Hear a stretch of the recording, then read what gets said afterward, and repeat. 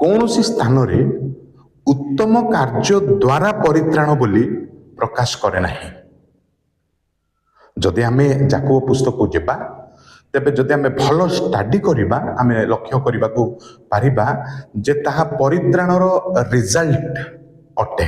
ପରିତ୍ରାଣ ପାଇବା ପରେ ପବିତ୍ର ଆତ୍ମା ଈଶ୍ୱର ଆମ ହୃଦୟକୁ ଆସିଲେ, ନୂତନ ସୃଷ୍ଟି ଆମେ ହେଇଛେ।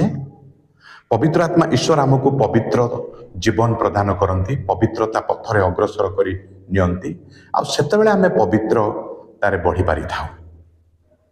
କିନ୍ତୁ ପରିତ୍ରାଣ ପାଇବା ପୂର୍ବରୁ ଆମରି ଯେତେ ପବିତ୍ର କାର୍ଯ୍ୟ ମଧ୍ୟ ଈଶ୍ୱରଙ୍କ ଦୃଷ୍ଟିରେ ଅଗ୍ରାହ୍ୟ ଯୁକ୍ତ, ଆଉ ସେ ପବିତ୍ର ଜୀବନ ଦ୍ୱାରା ଆମେ ପରିତ୍ରାଣ ପାଇପାରିନଥାଉ।